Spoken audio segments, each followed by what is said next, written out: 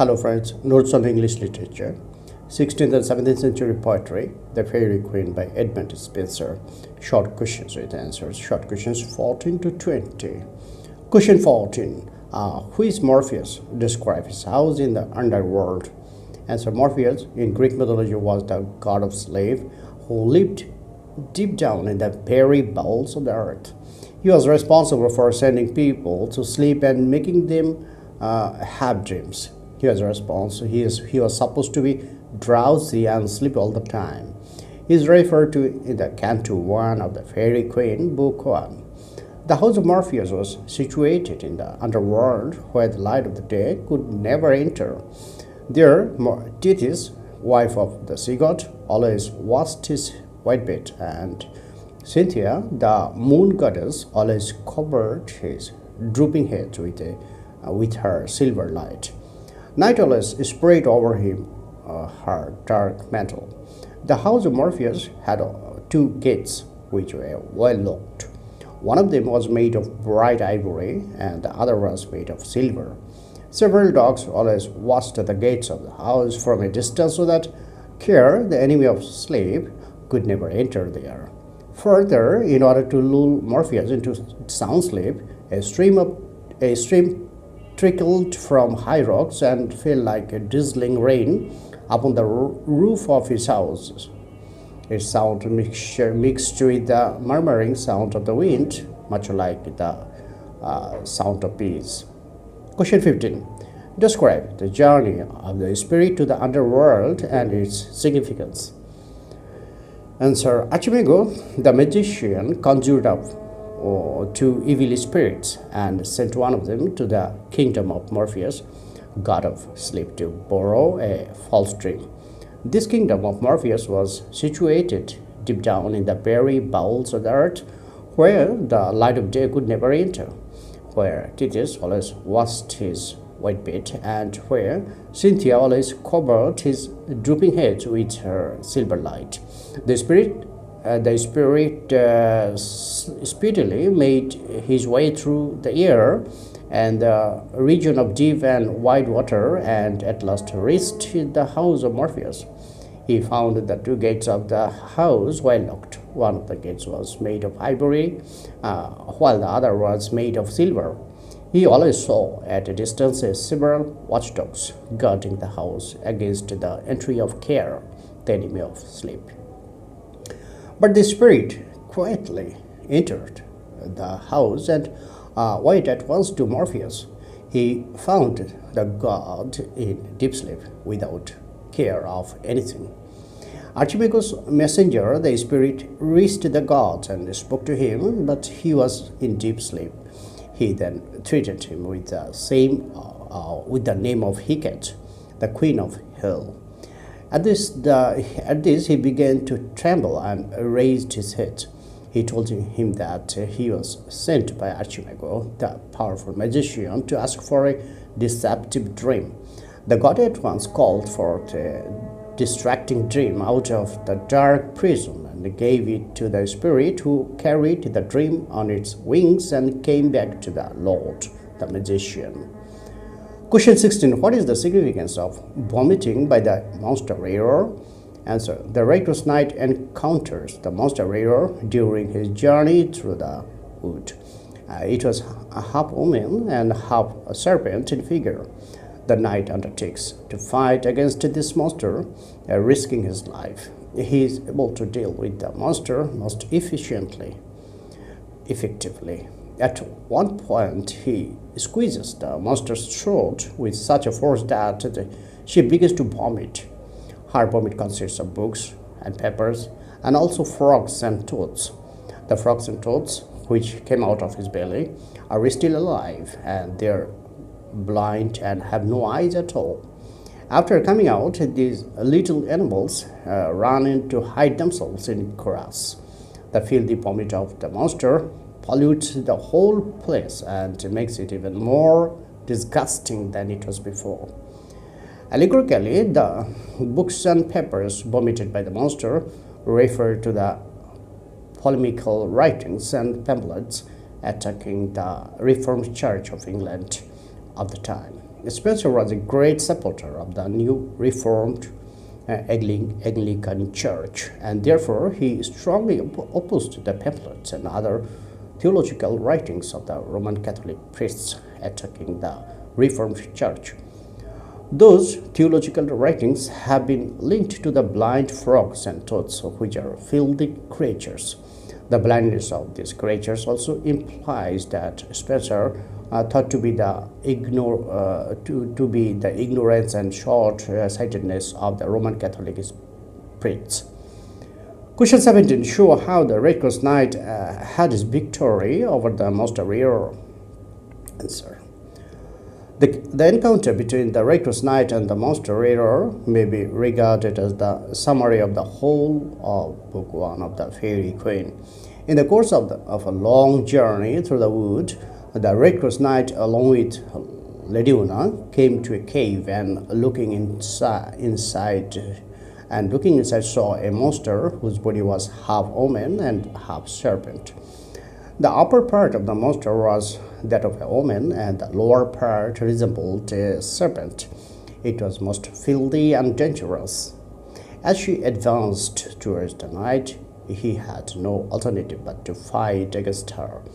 The fight proved to be a most terrible one. At one point in the course of this fight, the knight found himself in the tight grip of the monster's huge tail. At this, the Lady Una shouted to the knight to show what stuff he was made of. She urged him to have faith in himself and in Jesus Christ, and to fight bravely. Feeling inspired by the Lady Una's words, the knight fought with redoubled vigor and determination. He was able to release himself from the grip of the monster's tail, and he then pressed the monster's throat with such a force that she vomited a lot of filth, black poison, big lumps of flesh, raw meat, a large number of books and papers. The monster had many young ones, which had all taken shelter inside her mouth when the knight had entered the cave. These little dragons also now emerged from the monster's mouth. Ultimately, the knight succeeded in cutting off the monster's head and killing her. Our children now began to drink the blood which was flowing from her large wound. They drank so much blood that their bellies swelled with it, and their bellies burst open, with the consequence that they all died. Question 18. How were the Red Cross Knight and Lady Una entrapped by Archimago? Answer. Having escaped and saved himself from the den of the Monster Rearer, the Red Cross Knight and Lady Una met Archimago, an old man, on the way. He was dressed in black. His feet were bare and naked. He had a grey beard, and a Bible hung fastened to his belt. The old man seemed very sober. He looked as honest as a man full of wisdom and learning looks. His eyes were bent downwards, as if gazing at the ground below. He was simple in appearance and seemed to be free from all ill wills. As he went, he prayed all the time, and he often beat his breast like a man who was repenting for his sins. He tactfully managed to lead the travelers to his house to stay for the night. His house was lonely and bereft of any person, but there was plenty to satisfy any want. Entertainment and joy abounded there. All things in that house suited their needs and their mood. They all passed the evening in a religious discussion. As the old man had a large stock of pleasing words, he could talk gently and nicely. He spoke to his guest about saints and popes, and throughout his discourse, he kept repeating the words Ave Mary before and after speaking anything. Thus, Archimago, who symbolizes hypocrisy, charmed and entrapped the Red Cross Knight and Lady Una. Question 19. How does Lady Una inspire the Red Ghost Knight? Answer. Red Ghost Knight, accompanied by Lady Una, starts his journey to accomplish the task entrusted to him to free Una's parents from the captivity of the dragon. While going through a wood, he found himself before a cave. This is the cave of monster error, with the face of a woman and the hind part of a serpent. As soon as the knight sees the monster, he begins to fight with her. With a sharp sword, the knight prevents her deadly sting. At one point of fighting, the monster raises her beastly body above the ground. Then, folding up the rear part of her tail, she leaps fiercely upon the knight's shield, and she coils her huge tail suddenly around his body. As a result, the knight struggles in vain to move his hands or feet. He is now tightly in the grip of the monster's tail. Lady Una is very sad to see the miserable condition of the knight. He cries out, requesting the knight to have self-confidence and add faith to Jesus Christ to gain strength against the monster. She tells him to show his real self by not fainting and strangle the monster. Otherwise, the beast itself would strangle him. Inspired by Lady Una, the knight is able to release himself from the tight grip of the monster and finally kills her. Question 20. Write a short note on the monster error. Answer. There are three beasts against whom the Red Ghost Knight has to fight in the first book of the Fairy Queen. The monster error is one of them. The Red Ghost Knight, accompanied by Lady Una, proceeded on his journey to accomplish the task entrusted to him. As he goes through a wood, he finds himself before a cave. This is a cave of monster error, represented as a horrible creature with the face of a woman and the hind part a serpent. After much terrible fighting, the monster is killed by the knight.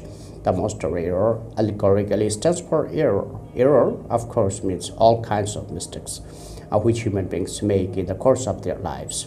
Error has to be killed because any man who wishes to succeed in doing good deeds must first overcome error. The fight of the Red Ghost Knight with the monster error symbolizes the conflict between Protestantism and Catholicism. The book and papers vomited by error allude to the scurrilous pamphlets directed against Queen Elizabeth by the Roman Catholics. The monster error appears in Canto 1 only. Thank you, friends, for watching my video.